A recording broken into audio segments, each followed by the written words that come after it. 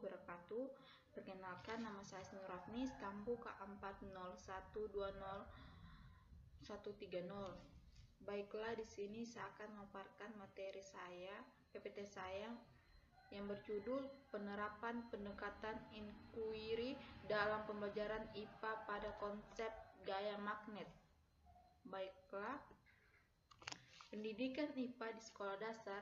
Tujuan pembelajaran IPA di sekolah dasar adalah bertujuan agar peserta didik memiliki kemampuan sebagai berikut. Yang pertama yaitu memperoleh keyakinan terhadap kebesaran Tuhan Yang Maha Esa berdasarkan keberadaan, keindahan, dan keteraturan alam ciptanya. Yang kedua, mengembangkan pengetahuan dan pemahaman konsep-konsep IPA yang bermanfaat dan dapat diterapkan dalam kehidupan sehari-hari. Yang ketiga, mengembangkan rasa ingin tahu, sikap positif, dan kesadaran tentang adanya hubungan yang saling mempengaruhi antara IPA, lingkungan teknologi, dan masyarakat. Mengembangkan keterampilan proses untuk menyelidiki, memecahkan masalah, dan membuat keputusan. Yang kelima yaitu meningkatkan kesadaran untuk berperan serta dalam memelihara, menjaga, dan melestarikan lingkungan alam.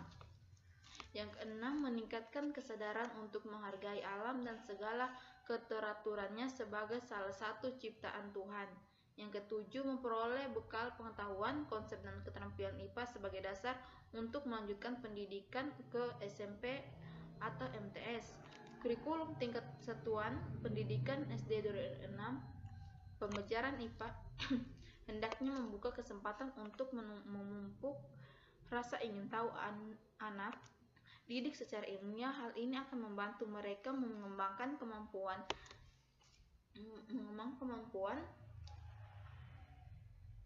cara berpikir saintifik ilmiah. Dalam pengajaran IPA, seorang guru dituntut untuk dapat mengajak anak didiknya memanfaatkan sebagai sumber belajarnya.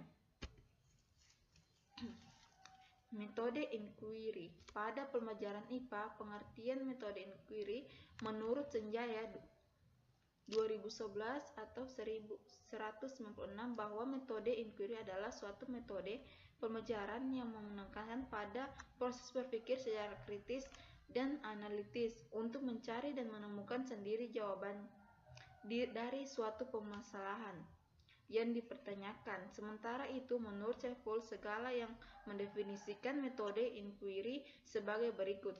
Metode inquiry merupakan metode pembelajaran yang berupaya menanamkan dasar-dasar berpikir ilmiah pada diri siswa yang berperan sebagai subjek pembelajaran, sehingga dalam proses pembelajaran ini siswa lebih banyak belajar sendiri, mengembangkan kreativitas dalam memecahkan masalah.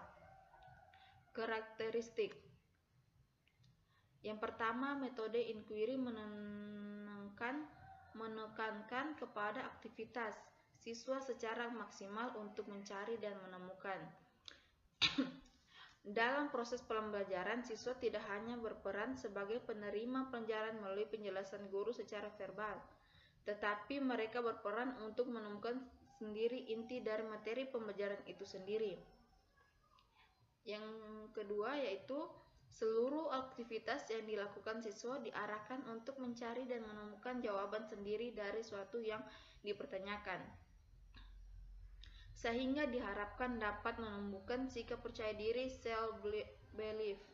Dengan demikian, metode pembelajaran inquiry menetapkan guru bukan sebagai sumber belajar, akan tetapi sebagai fasilitator dan motivator belajar siswa.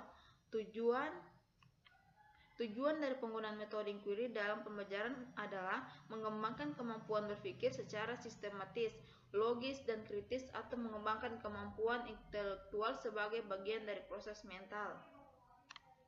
Selanjutnya yaitu komponen-komponen metode inquiry. Komponen yang pertama yaitu pembelajaran biasa dimulai dengan sebuah pertanyaan pembukaan yang memancing rasa ingin tahu siswa dan atau kekaguman siswa akan suatu fenomena. Selanjutnya yaitu student engagement. Dalam metode inquiry, keterlibatan aktif siswa merupakan suatu keharusan dalam menciptakan sebuah produk dalam mempelajari suatu konsep. kooperatif internasional. Siswa diminta untuk berkomunikasi, bekerja berpasangan atau dalam kelompok dan mendiskusikan berbagai gagasan.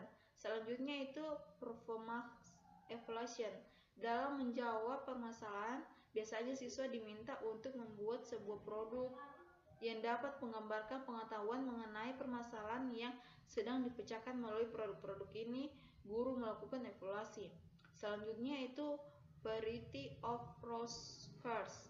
Siswa dapat menggunakan bermacam-macam sumber belajar, misalnya buku, teks, website, televisi, video, poster, wawancara dengan ahli, dan lainnya sebagainya. Selanjutnya itu prinsip-prinsip metode inquiry.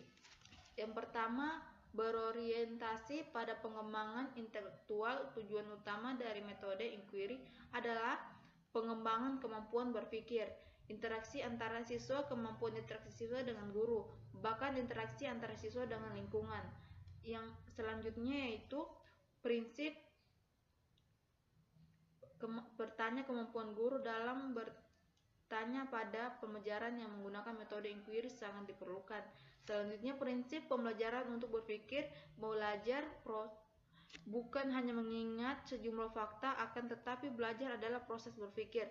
Learning how to think, yakni proses mengembangkan potensi seluruh otak, baik otak kiri maupun otak kanan, baik otak reptil, otak limbik, maupun otak neokortex. Prinsip keterbukaan. Pembelajaran yang bermakna adalah pembelajaran yang menyediakan berbagai kemungkinan sebagai hipotesis yang harus dibuktikan kebenarannya. Langkah-langkah metode inquiry. Orientasi. Yang pertama, orientasi. Langkah orientasi adalah langkah untuk membina suasana atau iklim pembelajaran yang responsif sehingga dapat merangsang dan mengajak siswa untuk berpikir memecahkan masalah. Selanjutnya yaitu merumuskan masalah. Merumuskan masalah merupakan langkah membawa siswa pada suatu persoalan yang mengandung teka-teki. Selanjutnya itu mengajukan hipotesis. Hipotesis adalah jawaban sementara dari satu permasalahan yang sedang dikaji. Selanjutnya itu mengumpulkan data. Mengumpulkan data adalah aktivitas menjaring informasi yang dibutuhkan untuk menguji hipotesis yang diajukan. Selanjutnya menguji hipotesis. Menguji hipotesis adalah proses menentukan jawaban yang dianggap diterima sesuai dengan data atau informasi yang diperoleh. Selanjutnya yaitu merumuskan kesimpulan. Merumuskan kesimpulan adalah proses mendeskripsikan temuan yang diperoleh berdasarkan hasil pengujian hipotesis. Penerapan metode inquiry dalam pembelajaran IPA pada konsep magnet. Motivator yang memberi rangsangan supaya siswa aktif dan gairah berpikir. Fasilitator yang menunjukkan jalan keluar jika ada hambatan dalam proses berpikir siswa. Penanya untuk menyadarkan siswa dari kekeliruan yang mereka perbuat dan memberikan keyakinan pada diri sendiri. Administrator yang bertanggung jawab terhadap seluruh kegiatan di dalam kelas. Pengaruh yang memimpin arus kegiatan berpikir siswa pada tujuan yang diharapkan. Manager yang mengelola sumber belajar, waktu, dan organisasi kelas. Rewarder yang memberi penghargaan pada prestasi yang dicapai dalam rangka peningkatan semangat heuristik pada siswa. Sekian dari saya, terima kasih. Saya akhiri. Assalamualaikum warahmatullahi wabarakatuh.